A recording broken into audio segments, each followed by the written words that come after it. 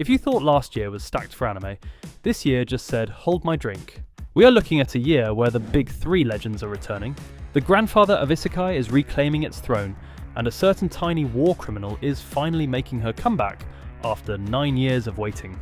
From massive world-ending wars to the smartest palace drama ever animated, the next 8 months are going to be legendary. So, stick around, because you're definitely going to want to clear your watch list for these. Number 10. From Old Country Bumpkin to Master Swordsman Season 2. It follows this humble dojo master who genuinely thinks he's just okay with a sword. Meanwhile, his former students, who are now literal wizards and high-ranking knights, keep showing up to tell him he's actually the strongest man alive. So, Season 1 was basically Beryl getting dragged to the capital and accidentally outclassing everyone while trying to find a decent place to eat. Moving into Season 2, we're finally seeing he's fully settled into his role as a special instructor. To be honest, this could easily turn into a sleeper hit. For now though, this one's pretty underrated. Number 9. Clevatess isn't your typical hero saves the world story. It's actually about the monster who destroyed the heroes. We're following a literal beast lord who is completely done with humanity, but somehow ends up as the guardian to a little baby. It's this weirdly perfect mix of dark fantasy and babysitting chaos. You've got an entity that could blink a city out of existence, but he's too busy trying to figure out why humans are so obsessed with destroying each other. Now in Season 2, we're moving from the battlefield into a magic academy, where our monster has to go undercover just to study how human magic even works. If you want a fantasy that actually feels fresh and doesn't take itself too seriously, you've got to keep an eye on this one. Ultimate father-daughter duo.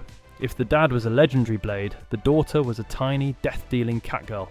Of course, reincarnated as a sword Season 2.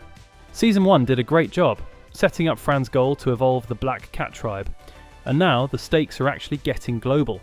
So, this new season takes us to a literal island in the sky. Plus, the studio teased that the action is going to be even wilder this time around, with Teacher getting new forms to help Fran survive some pretty desperate situations. Well, isekai can feel repetitive. This one stands out just by how much heart it has. It's less about collecting a harem, and more about this duo taking on the world together. Number 6. Tokyo Revengers Season 4. That's right, we've finally got a return date for the most stressful timeline in anime. If you need a quick recap, Season 3 ended with the main villain finally gone, and our hero actually reaching a perfect future. While everyone else moved on, Mikey has completely vanished and become the leader of the most dangerous criminal organization in Japan.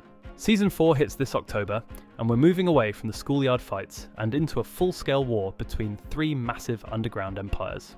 So, bring tissues, because it's going to be a rough ride. Number 5, we have the return of the most terrifying 11-year-old in history, the Saga of Tanya the Evil.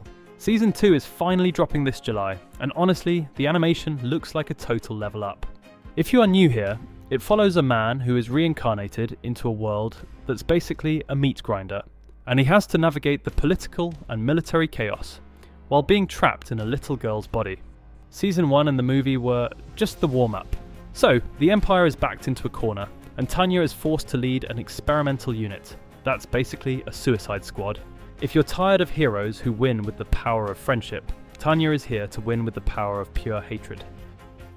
Number 2, The Apothecary Diaries Season 3. Now, if you haven't seen this one, it follows Mao Mao, a genius pharmacist, who solves deadly conspiracies, while trying her best to avoid the chaotic politics of the inner court. Season 3 is locked in for this October, and it's going to be a split release, meaning we get the first half in the fall and the second half in the next year. But the real bombshell is that we're also getting a full-length movie in December, and it's an original story written by the creator. So, even the light novel fans are going in blind. If you want a show that's smart, visually stunning, and has one of the best leads in anime, this is going to dominate at the end of the year. If there is one return that every single anime fan has circled on their calendar, it's Mushoku Tensei Season 3. That said, Studio Bind is coming back with what looks like their most cinematic production yet. This season is a massive turning point for the series. We're finally moving past the school days and diving straight into the high-stakes conflict that fans have been waiting years to see. The trailers have already teased the return of some fan-favourite characters, and the scale of the world is about to get much bigger. We're talking about massive shifts in the story, world-altering revelations, and the kind of emotional payoff that only a series this well written can deliver. If you want to see why this is considered the grandfather of the genre, this summer is going to prove it once and for all. Well, that's the lineup. Now I'm curious though, if you could only watch one of these, which one are you picking? Let me know in the comments if I missed your favourite, or if you think the number one spot belongs to someone else. I've got more seasonal lists and quick recs coming your way soon, so make sure you're around for those. Catch you in the next one.